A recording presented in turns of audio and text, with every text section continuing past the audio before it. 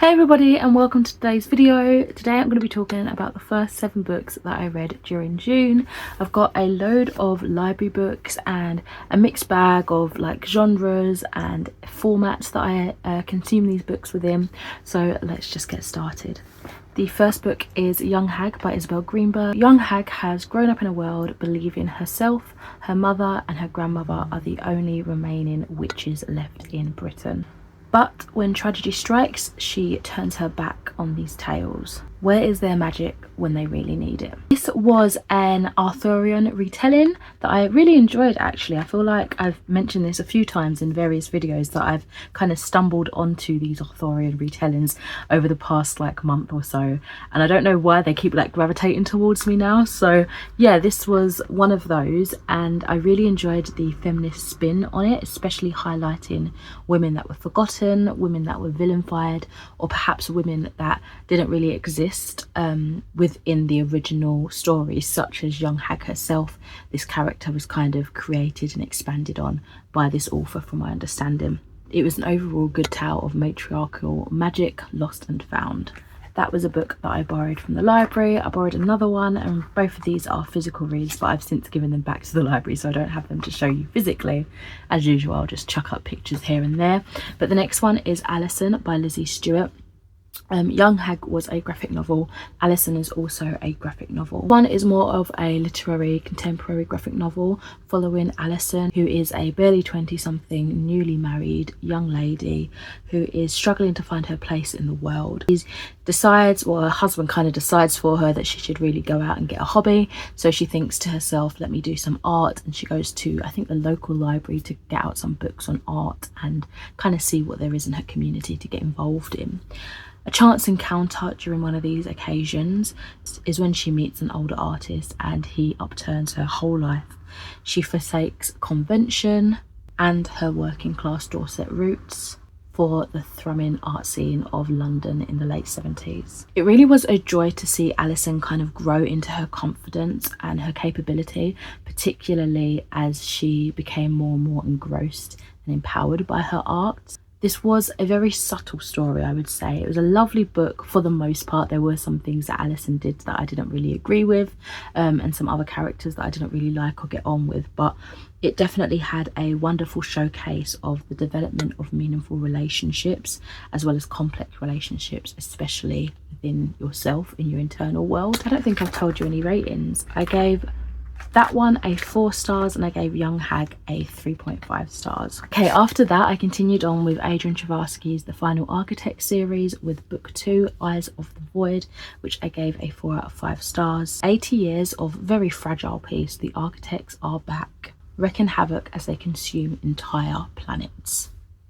It's always a bit of a whirlwind when I jump back into this series, and generally speaking any Chavarsky story I find, especially with the complex plots and the characters, and there's just so many various things bubbling away in the background. But nonetheless, it was a great adventure. We are following the same characters from the book beforehand and the story just deepened there. You got to see a lot more of the sort of mental health consequences that going face to face with the architects really does to a person, which is quite terrifying really, as well as just expanding that knowledge of the architects, these kind of devouring godly like beings as well, and that was fascinating to learn about. After that, I finally, after 6 months, I started it on the 10th of January. I finished it on the 10th of June. I finished Murtagh by Christopher Paolini. This one I gave a 5 out of 5 stars, which was going to be a no-brainer. I knew I was going to love this. I just kept putting it down for priority reads and it just got on and on and on. Every time I picked it up, I was devouring chapters and I felt like I was speeding through it. But then I'd put it down for so many like weeks, a long stretch of time, and it just felt like I wasn't getting anywhere. So I ended up doing a bit of a audiobook and physical read with this, and it really helped me with the pacing and just get more invested and just wanting to pick this up. Even though I did want to pick it up, it made me want to even more. The world is no longer safe for Murtagh and Thorn. They are left to face the consequences of their reluctant part that they played in the reign of terror from Galbatorix. And now they are hated, all alone, and are exiled to the outskirts of society. I have got a full review in which I do some diamond art painting if you're interested in checking that out to hear more about what I loved about this book and yeah, you can give that a watch if you're interested. I think it's only like 5 minutes long, but yeah, it goes over basically everything that I felt without any spoilers. Another book that I borrowed from the library, and again another graphic novel. This is A Guest in the House by Emily Carroll, and I think this is my second book by her. I'd previously read Through the Woods many years ago, and this one I gave a 3.5 out of 5 stars.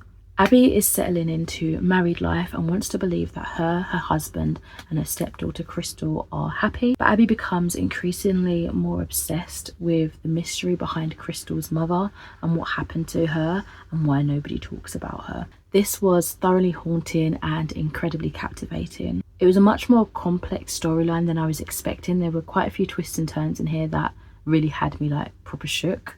The ending, however, really let it down for me. It just was super confusing and left me with way more questions than I had going in, and it just felt like it was so random that it was just chucked in there for shock factor and didn't really make much sense. It was a bit of an off-putting, strange ending.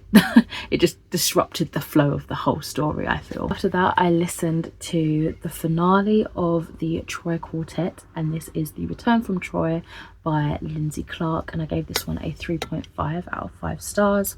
We're following Odysseus, who no longer believes himself worthy to return to his wife and son. So, driven by tempest and torment, he embarks on a voyage that will take him to the margins of the world and deep into the shadow of his own heart.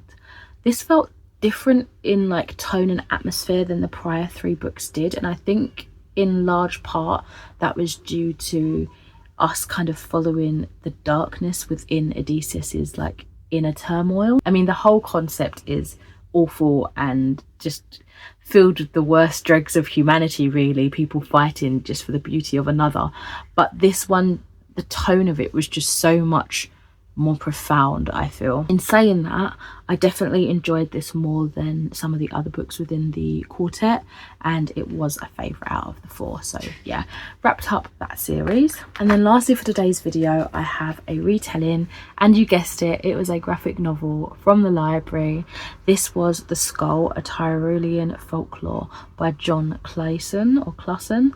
This is a 4 out of 5 star read for me. A macabre folktale retelling about a little girl who runs away from home to find a abandoned house within the woods, and within that house is a skull with a secret. Not an awful lot transpires in this story, but the atmosphere was so perfect and just something about it was so endearing. Illustrations had this grainy depth to them, and the colour palette just elevated this wintry environment perfectly.